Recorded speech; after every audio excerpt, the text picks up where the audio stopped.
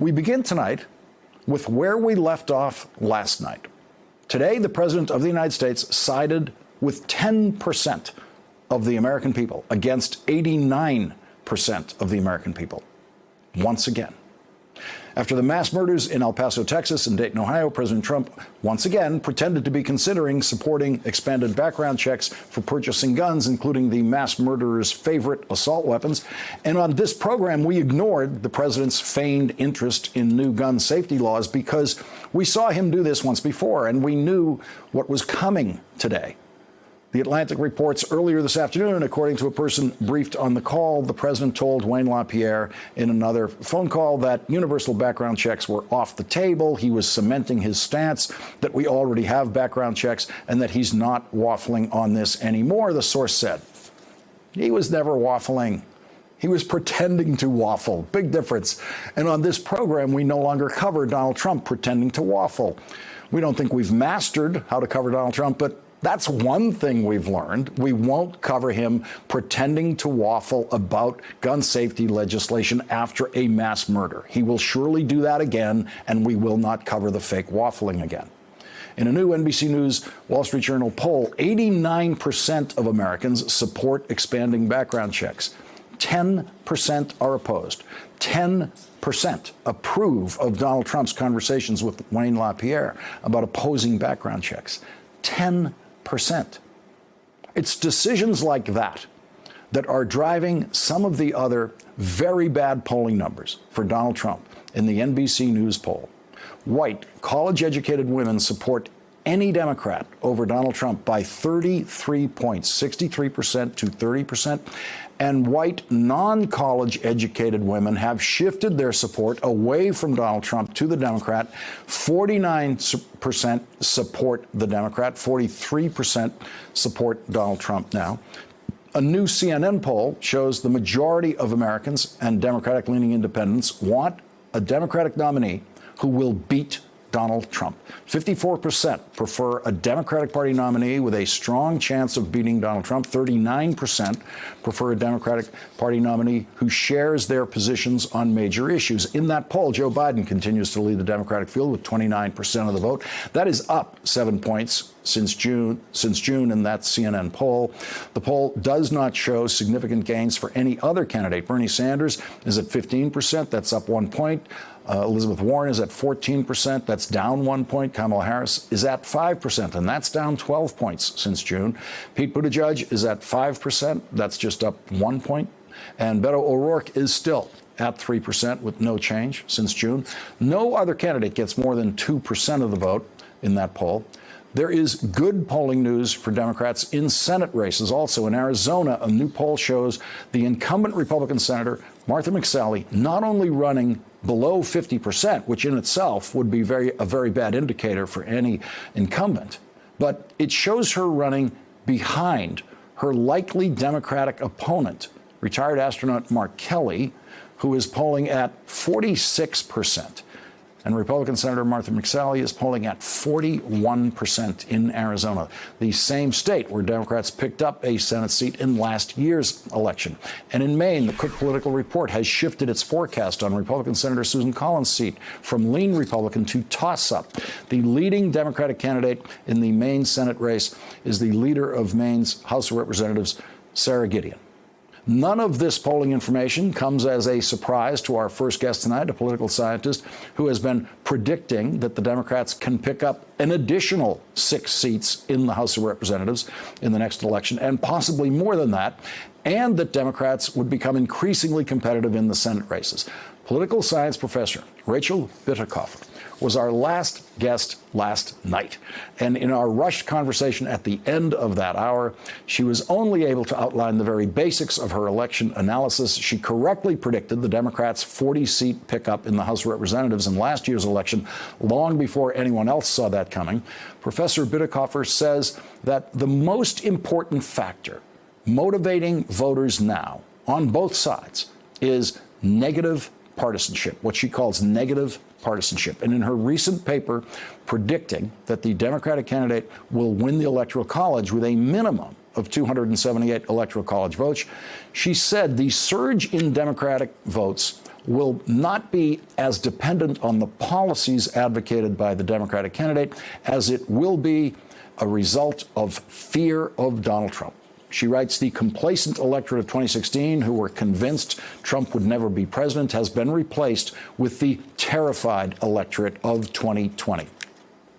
2018 is a story of turnout, and turnout was powered by one thing and one thing only, Donald J. Trump. Contrary to conventional wisdom, Democrats did not flip these Republican districts via the support of moderate Republicans due to their focus on health care. Democrats' success in increasing the size of their House majority will largely depend on whether they come to recognize the need to maximize turnout among Democratic-friendly constituencies such as college-educated women, Latinos, African Americans, and millennials, and in their ability to understand that it is fear of Trump, not policy, that will best motivate these voters to the polls. And leading off our discussion tonight is political science professor Rachel Bitecofer. She is with the Wasson Center for Public Policy at Christopher Newport University in Newport News, Virginia. Thank you very much for coming back tonight, Rachel. And I can call you Rachel, can I? You're our second favorite Rachel. You can, as long as you're willing to concede that I will always be only the second favorite Rachel. Well, I know you and I share a favorite Rachel, and you told me about that today. Yes. So I want to get to more of your analysis and fold it into what we're learning in these polls today and how it fits or doesn't fit with what we're seeing in polls today. We just got the tip of the iceberg last night. You are predicting not just a surge in Democratic voters out of fear of Trump, but because of this negative partisanship dynamic, it works on both sides. You are also saying there will probably be an increase in Trump voters. That's exactly right. And really with, polls like the ones that you were just illustrating, who needs forecasts like mine, right? I mean, it's a real sign of the times that an incumbent president would run for re-election, given the data that we're seeing in these polls. But absolutely, what we're going to see in this election after what we saw in the data in 2018, not only did Republicans not jump ship and vote for these Democrats, these blue dog Democrats in these moderate districts, they surged their own turnout. I'll be releasing an analysis that is a supplement to my forecast. That's a deep dive into the voter files in California and Virginia in these competitive districts there. And what I show in that is that along with surges of independents and Democrats, yes, Republican turnout surged, even though there was no real catalyst to make it surge. And that's what I talk about in my 2020 forecast, learning from 2018 that Trump was able to actually artificially inflate or, manifest that negative partisanship emotion in the Republican electorate. And unbeknownst to most people, that's what the campaign strategy is. So when you look at what Trump is doing, when he seems to be working at cross purposes, talking about the squad, what he's trying to do is keep that Republican emotion really high. And it certainly did work for him in 2018, even though a lot of the punditry doesn't recognize it. So, for example, in today's decision, wasn't really a decision, but in his position on background checks, where he's siding with basically 10% of the population, it's your view that he's relying on that 10% to be disproportionately represented at the polls because they have a kind of 100% incentive for turnout. Well, it is always true that the NRA and the Second Amendment voting bloc is just fantastic at turnout. It will be less of a factor in a presidential cycle, but certainly in off-year elections.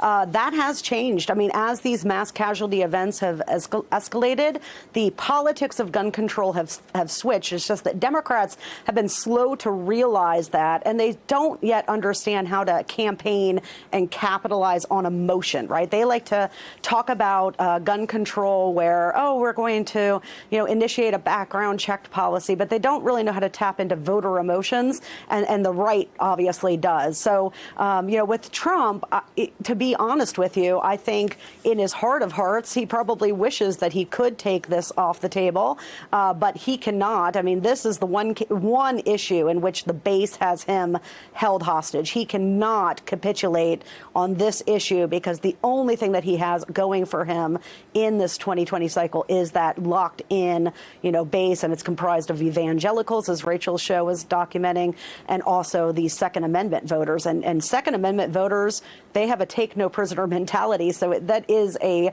policy that makes absolute sense to, 90% of Americans, but not to those, 10% of voters that are going to make up a real key constituency to his reelection. So your analysis is built on what you saw in Virginia state elections in 2017, and then you applied that to the 2018 modeling for the congressional races. It turned out to be right. And now you're applying it again to the presidential election.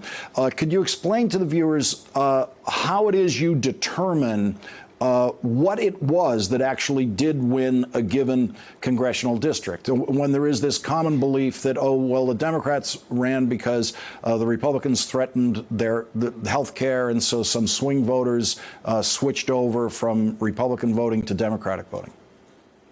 Yes, I'm really glad you asked that. I mean, what I'm arguing is it's not just a model; it's a whole fundamental shift in how you understand elections, and it's twofold. Number one, I'm arguing the way to understand elections in terms of competitiveness now is really based on two things: partisan competition, which is basically a measure of polarization. So a district or a state has to have a certain level of competition that is doable.